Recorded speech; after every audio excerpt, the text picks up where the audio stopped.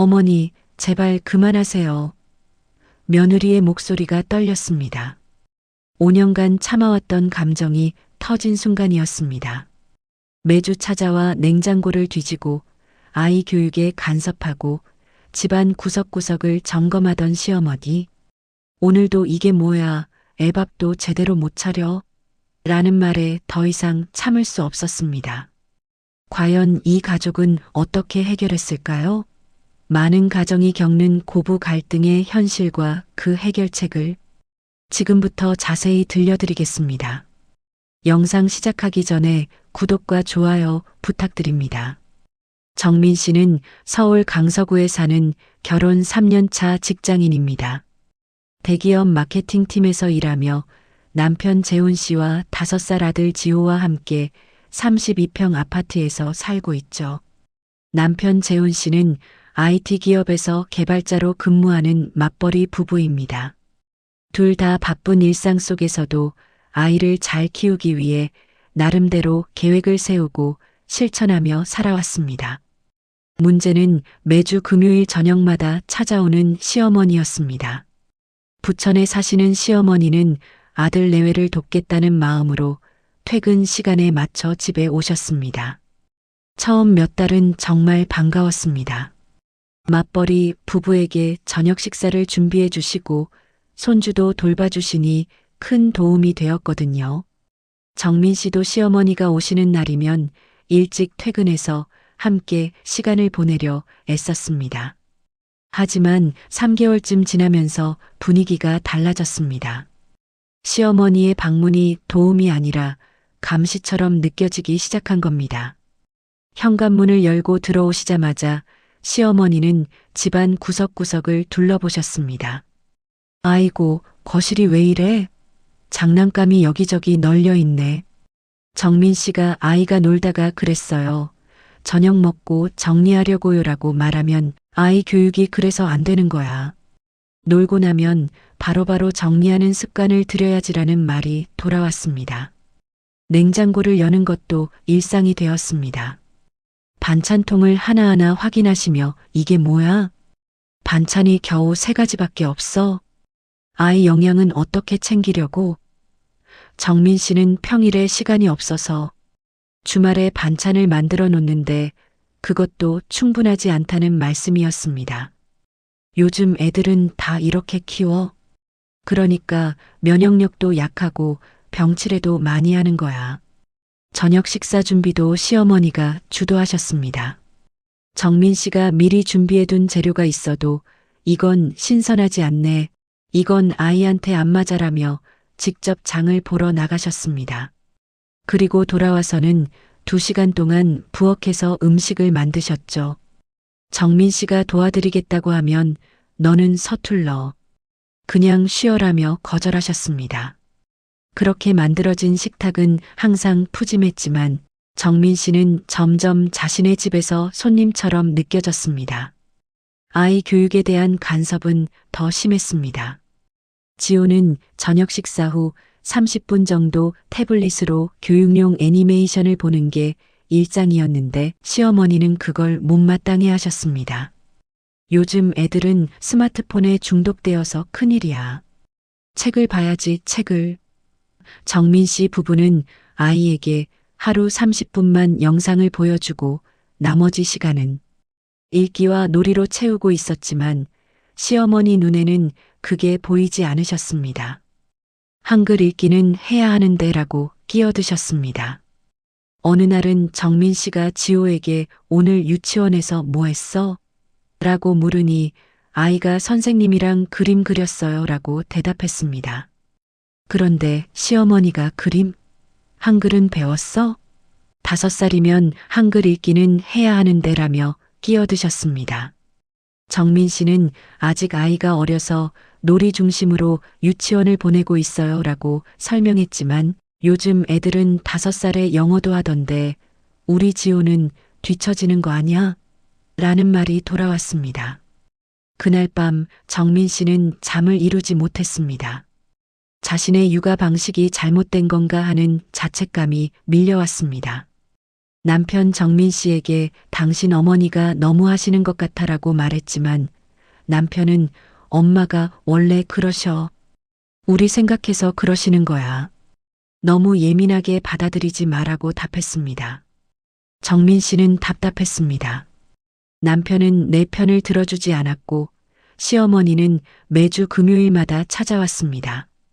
시간이 지날수록 금요일이 두려워졌습니다. 평일 내내 회사 일과 집안일 하느라 지친 몸으로 금요일 저녁을 맞이하는데 그날마다 시어머니의 지적이 기다리고 있었으니까요. 정민 씨는 회사에서도 집중이 안 됐습니다. 동료가 요즘 무슨 일 있어? 얼굴이 안 좋아 보여라고 물으면 아니에요. 괜찮아요라고 대답했지만 속으로는 무너지고 있었습니다. 시어머니는 점점 더 많은 것을 바꾸려 하셨습니다. 지호의 옷차림부터 간식, 취침 시간까지 모든 것에 의견을 내셨습니다.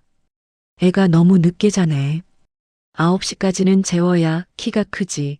이런 옷은 피부에 안 좋아. 면 100%를 입혀야지. 간식으로 과자를 주면 어떻게 과일을 줘야지. 하나하나는 작은 조언처럼 들렸지만 매일 반복되니 정민은 자신의 엄마 자격마저 부정당하는 것 같은 두려움이 생겼습니다. 3개월이 더 지나자 상황은 더욱 악화되었습니다. 시어머니의 방문 횟수가 늘어난 겁니다. 금요일뿐 아니라 수요일에도 오시기 시작했어요. 손주가 보고 싶어서라는 이유였지만 정민 씨는 감시받는 것 같았습니다. 주중에도 긴장을 늦출 수 없게 된 거죠. 어느 수요일 정민 씨가 회사에서 야근을 하고 밤 9시에 집에 도착했습니다. 현관문을 열자 시어머니가 거실에 앉아 계셨습니다. 남편이 미리 연락을 받고 어머니를 모셔왔다고 했습니다. 어머니, 오늘 오실 것 같았으면 미리 말씀하시지라고 정민이 말하자 시어머니는 내가 아들 집에 오는데 허락을 받아야 해? 라고 반문하셨습니다. 정민 씨는 할 말을 잃었습니다. 그날도 집안 곳곳이 시어머니 손길로 바뀌어 있었습니다. 거실 소파 위치가 달라져 있었고 주방 수납장 그릇 배치도 바뀌어 있었습니다. 정민 씨가 어머니, 이거 왜 옮기셨어요? 라고 묻자 이렇게 해야 동선이 편하잖아. 너희는 살림 경험이 없어서 몰라 라는 대답이 돌아왔습니다. 정민 씨는 3년간 자신이 가장 편하게 사용하던 배치를 하루아침에 바꿔놓은 시어머니가 이해되지 않았습니다. 더 심각한 일도 있었습니다. 시어머니는 지호에게 한글 공부를 시키기 시작했습니다. 정민의 부부가 아직 일러요. 놀이로 자연스럽게 배우게 하고 싶어요라고 말씀드렸지만 그렇게 하다가는 초등학교 가서 뒤처진다며 서점에서 한글 교재를 사오셨습니다. 그리고 지호를 앉혀놓고 하루 30분씩 한글을 가르치셨죠. 정민이 어머니, 저희 방침과 다른데요 라고 말씀드리면 내가 새 아들 키워봐서 아는데 이게 맞아라며 들으려 하지 않으셨습니다. 지호는 처음엔 재미있어 했지만 점점 힘들어 했습니다. 엄마, 할머니가 자꾸 공부하래요. 저는 놀고 싶은데 라고 말하는 아이를 보며 정민 씨의 마음이 아팠습니다. 남편에게 이건 아닌 것 같아. 아이가 스트레스 받고 있어라고 말했지만 남편은 그래도 한글은 배워야 하지 않아? 엄마가 가르쳐 주시니 학원비도 아끼는 거잖아 라고 답했습니다. 정민 씨는 남편에게 실망했습니다.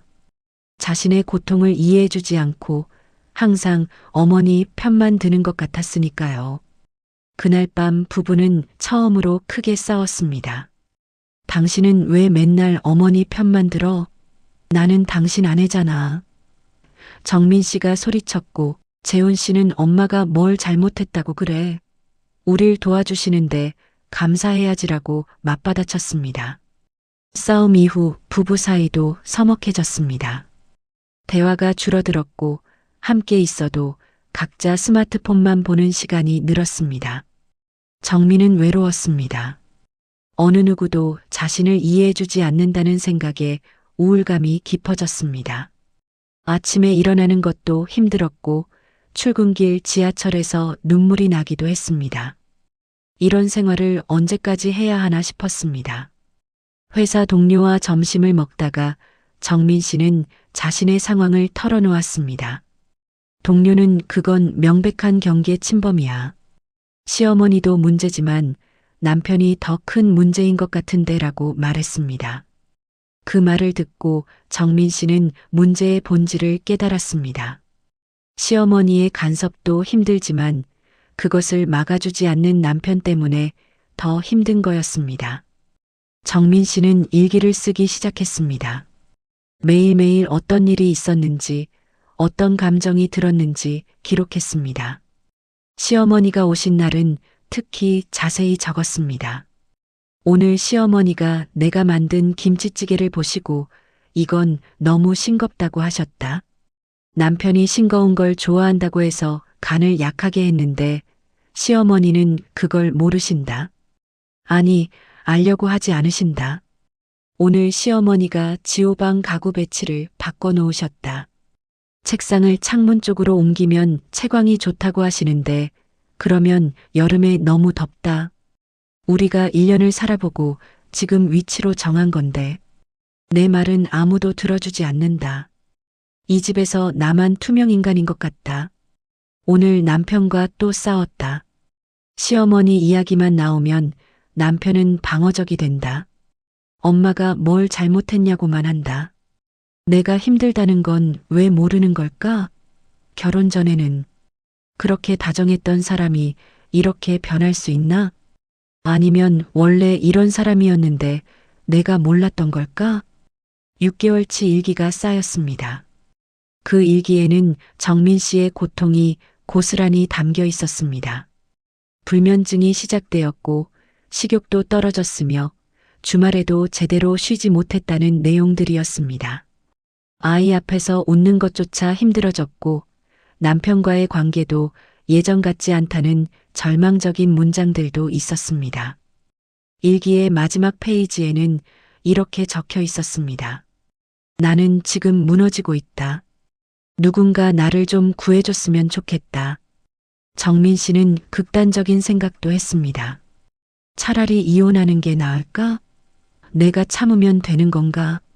시어머니께 정면으로 대들면 어떻게 될까? 하지만 아이를 생각하면 그럴 수 없었습니다. 지호는 아빠를 너무 좋아했고 할머니도 좋아했습니다. 자신의 감정 때문에 아이의 가족을 해체할 수는 없었습니다. 그래서 더 힘들었습니다. 떠날 수도 없고 그렇다고 지금처럼 살 수도 없는 상황이었으니까요. 그러던 어느 날 정민 씨는 회사에서 쓰러졌습니다. 오전 회의 중에 갑자기 어지럼증이 오더니 식은땀이 나고 복통이 심해졌습니다. 동료들이 급히 119를 불렀고 정민 씨는 응급실로 실려갔습니다. 과로와 스트레스가 누적되어 급성 위염이 온 겁니다. 위 내시경 검사 결과 위벽이 많이 손상되어 있었고 출혈도 있었습니다.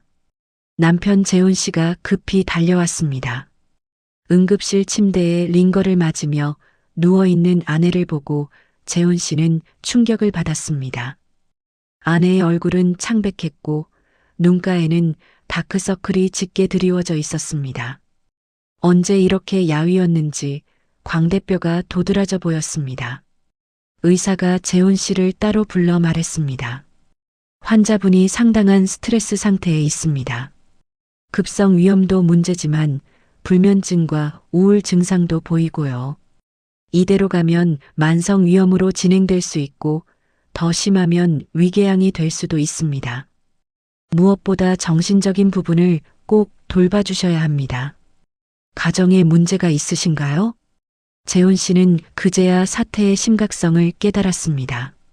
아내가 힘들다고 말할 때마다 좀만 참아, 엄마 성격이 원래 그래라고 넘겼던 자신을 자책했습니다. 아내는 정말로 아파하고 있었는데 자신은 그걸 대수롭지 않게 여겼던 겁니다. 병원 침대에 누워 링거를 맞으며 정민은 생각했습니다. 이제는 정말 변해야 한다. 내가 무너지면 이 가정은 더 이상 유지될 수 없다. 아이를 위해서라도 이 상황을 끝내야 한다. 의사는 입원을 권했지만 정민 씨는 거절했습니다. 집에 가서 남편과 제대로 이야기를 나누고 싶었습니다. 그날 밤 퇴원해서 집으로 돌아온 정민은 지호를 재우고 난 후 남편에게 조용히 말했습니다. 우리 진지하게 얘기 좀 해야 할 것 같아. 재훈 씨는 고개를 끄덕였습니다. 오늘 병원에서의 경험이 그를 바꿔놓았습니다. 더 이상 회피할 수 없다는 걸 깨달은 거죠. 정민 씨는 그동안 써왔던 일기장을 남편에게 건넸습니다. 이거 읽어봐. 내가 어떻게 살아왔는지. 재훈 씨는 일기장을 펼쳤습니다. 첫 장부터 마지막 장까지 아내의 고통이 생생하게 적혀 있었습니다. 시어머니의 방문이 있던 날들, 남편과 싸웠던 날들, 혼자 울었던 밤들이 모두 기록되어 있었습니다. 재훈 씨는 일기를 읽으면서 눈물을 흘렸습니다. 자신이 얼마나 무심했는지, 아내가 얼마나 외로웠는지 비로소 깨달은 겁니다. 미안해, 정말 미안해. 내가 몰랐어. 아니, 몰랐던 게 아니라 알려고 하지 않았어라고 말하는 남편을 보며 정민 씨도 울었습니다. 억눌렀던 감정이 터져나왔습니다. 나는 정말 힘들었어. 매주 금요일이 오는 게 무서웠어. 시어머니가 뭐라고 하실지, 내가 또 뭘 잘못했다고 들을지. 그런데 당신은 맨날 엄마가 원래 그래. 좀만 참아라고만 했잖아. 나는 당신 아내인데 왜 날 지켜주지 않았어? 재훈 씨는 고개를 숙였습니다.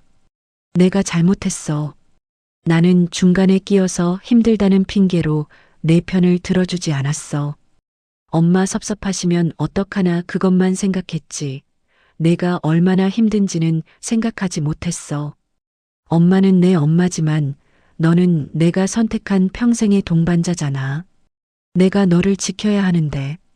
두 사람은 그날 밤 새벽까지 이야기를 나눴습니다. 결혼 후 처음으로 진정으로 솔직한 대화를 나눴습니다.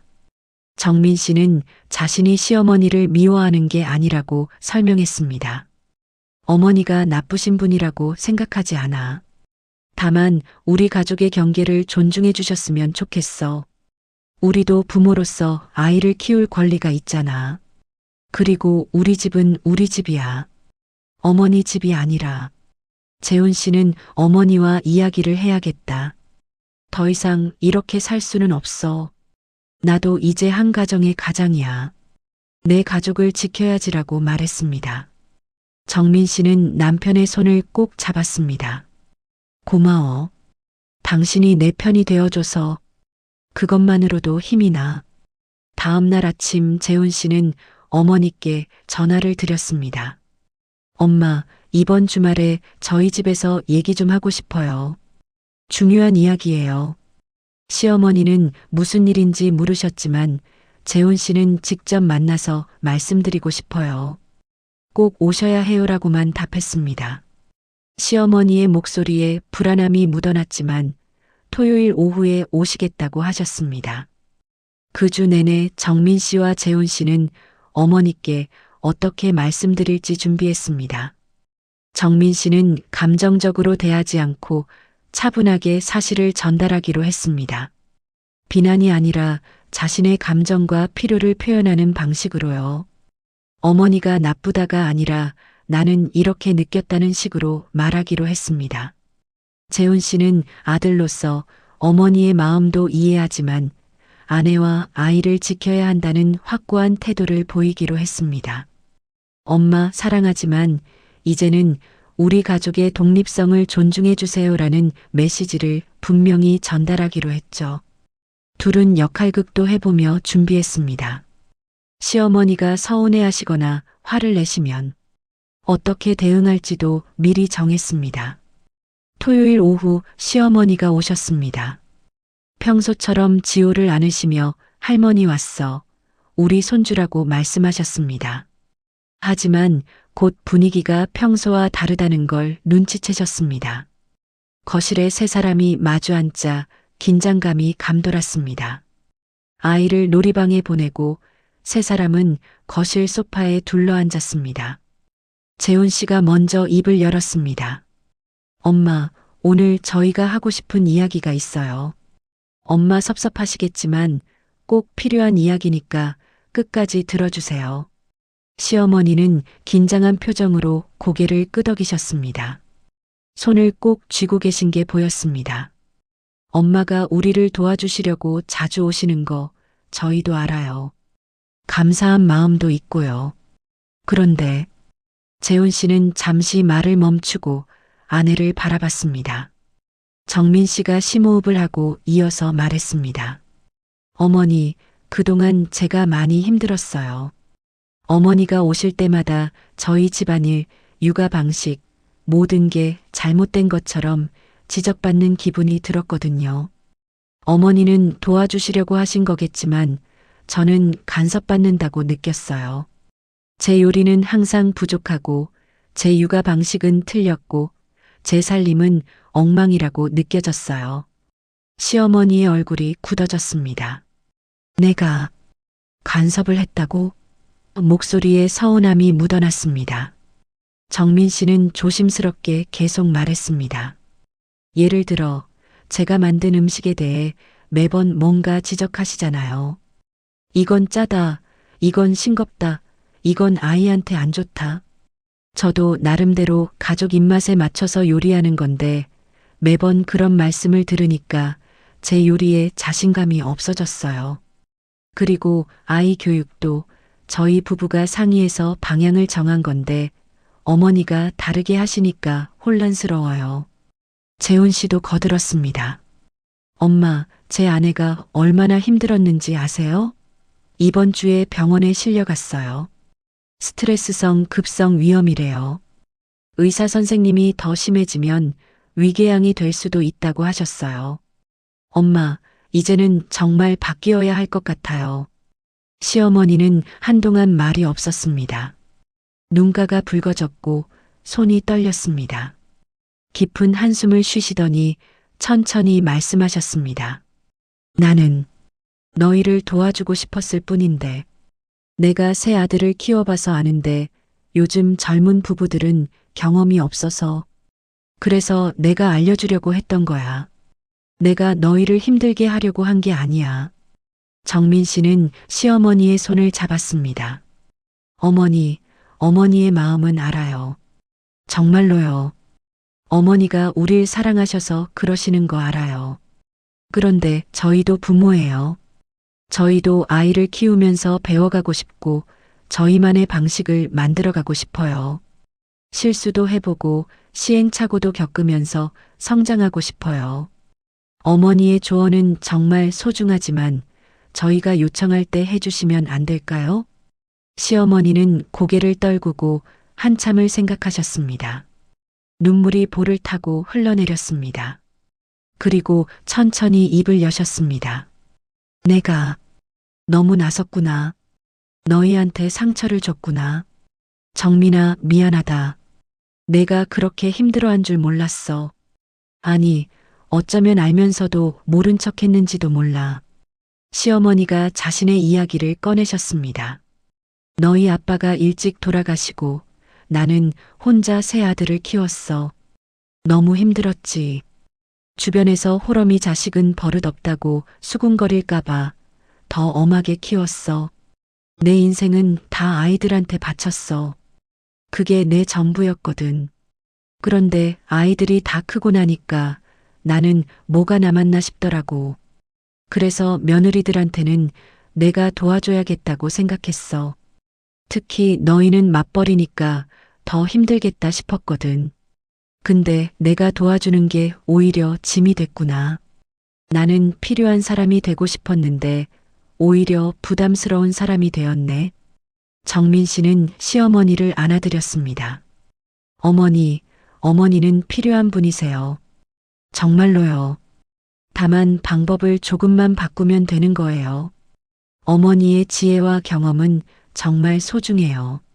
저희가 정말 도움이 필요할 때 꼭 어머니께 여쭐게요. 그리고 어머니께만 배울 수 있는 것들이 있잖아요. 명절 음식 만드는 법, 김치 담그는 법, 전통 예절 같은 거요. 재훈 씨가 노트를 꺼내서 함께 규칙을 정리하기 시작했습니다. 엄마, 우리 구체적으로 정해봐요. 그래야 서로 오해가 없을 것 같아요. 첫째, 방문은 2주에 한 번으로 정한다. 방문 최소 하루 전에는 연락한다. 둘째, 긴급한 상황이 아니면 평일 방문은 자제한다. 셋째, 집안 물건이나 가구 배치는 함부로 바꾸지 않는다. 바꾸고 싶으면 먼저 의견을 물어본다. 넷째, 육아와 교육은 부부가 주도하되 조언이 필요할 때는 시어머니께 요청한다. 다섯째, 명절 음식, 김치 담그기, 전통 예절 등은 시어머니께서 가르쳐 주신다. 여섯째, 요리를 해주실 때는 양을 적당히 하고 며느리와 함께 만든다. 시어머니도 요청사항을 말씀하셨습니다. 나도 외롭거든. 일주일에 한 번은 손주 얼굴 보고 싶어. 그러니까 너희가 가끔 우리 집에 놀러 와줘. 그리고 명절이나 가족 행사에는 꼭 참석해줘. 그게 나한테는 큰 위안이 돼. 정민 씨와 재훈 씨는 흔쾌히 승낙했습니다. 당연하죠. 저희도 어머니 뵙고 싶어요. 한 달에 2번은 어머니 댁에 갈게요. 그리고 명절이나 생신 같은 날은 꼭 함께 할게요. 그게 가족이잖아요. 시어머니가 또 말씀하셨습니다. 그리고 내가 해준 음식, 맛없어도 한 번만 먹어줘. 나는 그게 사랑 표현이거든. 말로는 서툴러서 음식으로밖에 표현을 못하는데. 정민 씨는 웃으며 대답했습니다. 어머니 음식 맛있어요. 정말이에요. 다만 양이 너무 많아서 먹기 힘들었던 거예요. 앞으로는 조금만 해주시면 감사하게 먹을게요. 새로운 규칙이 정해진 후 몇 주가 지났습니다. 처음에는 어색했습니다. 시어머니도 정민 씨 부부도 새로운 관계에 적응하는 시간이 필요했죠. 시어머니는 몇 번 실수하셨습니다. 방문하셨다가 습관처럼 냉장고를 열어보시거나 지호에게 한글을 가르치려고 하셨어요. 그럴 때마다 재훈 씨가 부드럽게 상기시켜 드렸습니다. 엄마, 우리 약속 기억나시죠? 시어머니도 노력하셨습니다. 의견을 말씀하시려다가 참으시는 모습이 역력했습니다. 정민 씨는 그런 어머니를 보며 고마움을 느꼈습니다. 변화가 쉽지 않으실 텐데 노력하시는 모습이 대단해 보였죠. 정민 씨도 시어머니께 먼저 다가가려고 노력했습니다. 어머니, 이번 주말에 갈비찜 만드는 법 좀 가르쳐 주실 수 있어요? 이런 식으로 먼저 조언을 구했습니다. 한 달쯤 지나자 자연스러워졌습니다. 시어머니는 방문 전날 꼭 전화하셨고 내일 갈까 하는데 괜찮아? 라고 물으셨습니다. 정민 씨는 네, 좋아요. 어머니 오시면 지호가 좋아할 거예요 라고 답했습니다. 예전처럼 긴장하지 않아도 됐습니다. 시어머니도 집에 오셔서 편안해 보이셨습니다. 시어머니가 오신 날도 분위기가 달랐습니다. 집안을 검사하듯 둘러보지 않으셨고 냉장고도 열어보지 않으셨습니다. 대신 손주와 놀아주시는데 집중하셨죠. 지호는 할머니가 오시면 신나했습니다. 할머니는 재미있는 이야기도 많이 해주시고 예전에 아빠가 어렸을 때 이야기도 들려주셨거든요. 너희 아빠도 5살 때는 말을 안 들어서 혼났단다. 하루는 진흙탕에서 놀다가 옷을 다 버렸지 뭐니. 지호는 까르르 웃으며 할머니 이야기에 푹 빠졌습니다. 저녁 식사 준비도 함께 했습니다. 정민 씨가 어머니, 오늘은 제가 만들어 볼게요. 잠깐 봐주실 수 있어요? 라고 청하면 시어머니는 옆에서 맛을 보시며 좋은데? 여기에 이것만 조금 더 넣으면 완벽할 거야 라고 조언해 주셨습니다. 정민 씨는 그 조언을 기꺼이 받아들였습니다. 강요가 아니라 도움이었으니까요. 어느 날은 정민 씨가 먼저 시어머니께 전화를 드렸습니다. 어머니, 김장철인데 김치 담그는 법 좀 가르쳐 주실 수 있어요? 저도 제대로 배우고 싶어요. 시어머니는 정말 기뻐하셨습니다. 그래, 우리 이번 주말에 같이 담가보자. 할머니가 해주던 비법도 알려줄게. 그 주말 두 사람은 함께 김장을 했습니다. 시어머니는 자세히 알려주셨고 정민 씨는 진지하게 배웠습니다. 배추를 절이고 양념을 만들고 버무리는 과정을 함께하며 두 사람은 많은 이야기를 나눴습니다. 시어머니가 젊은 시절 이야기, 시집살이 이야기, 아이들 키우며 힘들었던 이야기를 들려주셨습니다. 김치를 담그면서 시어머니가 말씀하셨습니다. 너 알아? 나도 시어머니한테 이렇게 배웠어. 그때는 무서워서 떨면서 배웠는데 지금 너한테 가르쳐 주니까 기분이 묘하다. 세월이 참 빠르다. 정민 씨가 물었습니다. 어머니, 시어머니는 어떤 분이셨어요? 무서웠지. 그분도 며느리를 힘들게 하셨거든. 맨날 잔소리하시고 내가 하는 일마다 지적하시고 나는 너한테 그러지 말아야지 했는데 어느새 내가 우리 시어머니처럼 되어 있더라. 참 아이러니하지? 내가 제일 싫어했던 모습이 내 모습이 되어 있었어. 두 사람은 웃었습니다. 그리고 서로를 이해하게 되었습니다.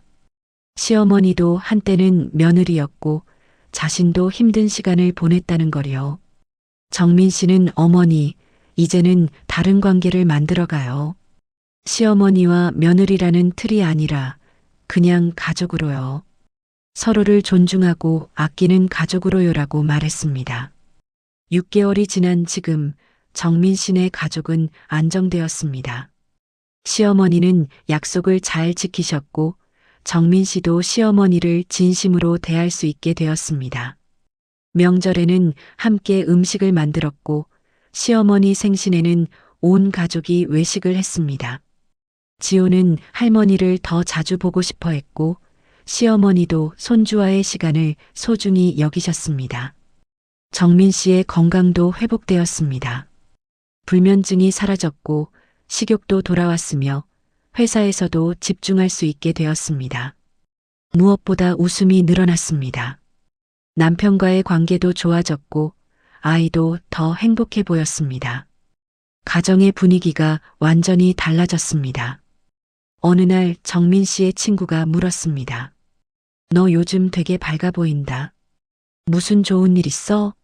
피부도 좋아졌고 표정도 환해졌어. 정민 씨는 웃으며 대답했습니다. 응, 우리 가족이 좀 달라졌어. 서로를 이해하게 됐달까? 친구는 부럽다. 나는 시어머니 문제로 아직도 힘든데 어떻게 해결했어? 라고 물었습니다. 정민 씨는 자신의 경험을 나눠줬습니다. 나도 정말 힘들었어. 병원까지 갔었거든. 하지만 중요한 건 솔직하게 대화하는 거더라. 그리고 남편이 중재자 역할을 해줘야 해. 혼자서는 못 받고. 그리고 시어머니도 나쁜 분이 아니야. 그분도 자기 방식대로 우릴 사랑하시는 거거든.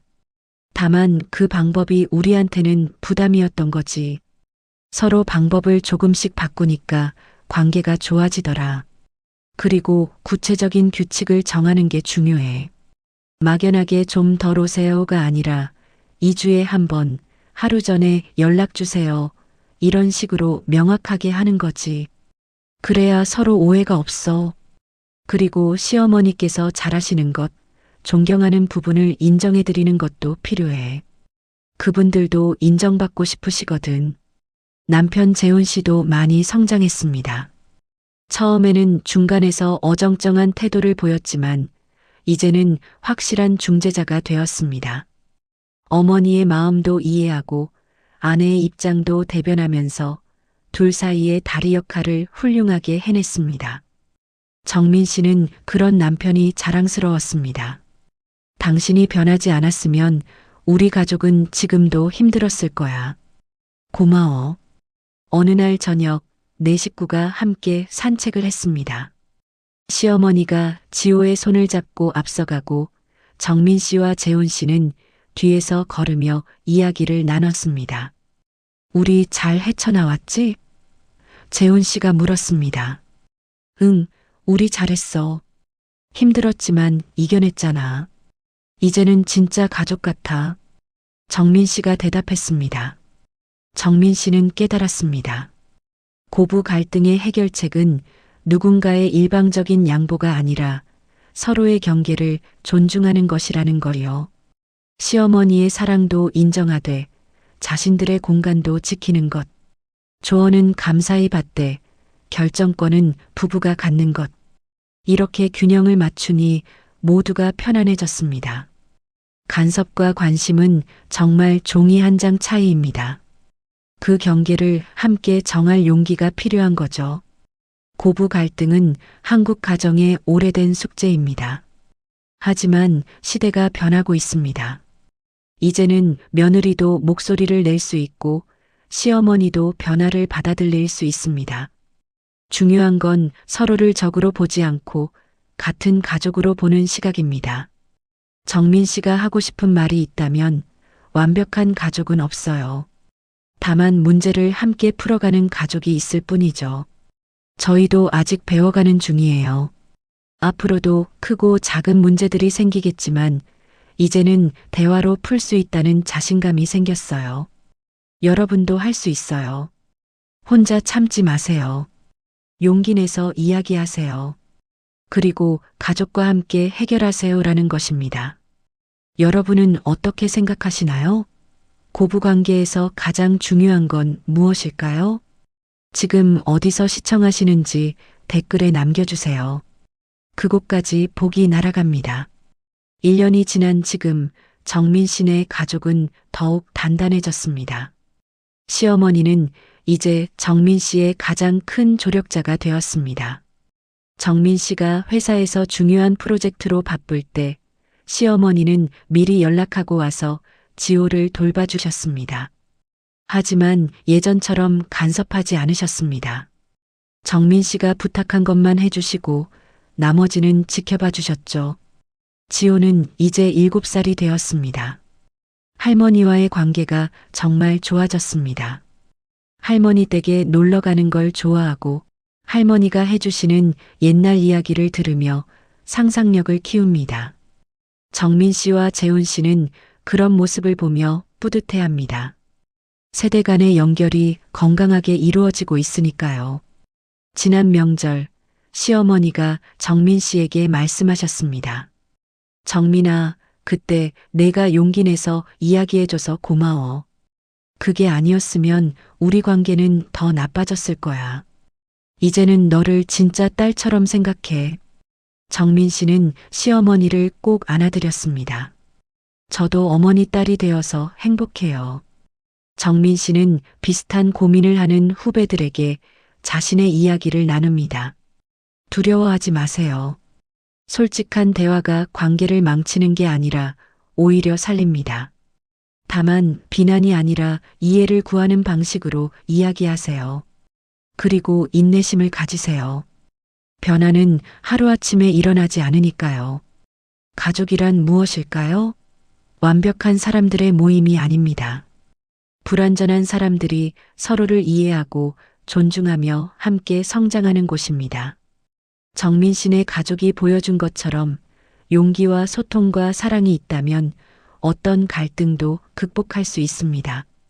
오늘도 정민 씨네 집 거실에는 웃음소리가 가득합니다. 할머니와 손주가 함께 웃고 며느리와 시어머니가 함께 요리하고 아들이자 남편인 재훈 씨가 그 모습을 흐뭇하게 바라봅니다. 이것이 바로 행복한 가족의 모습이 아닐까요?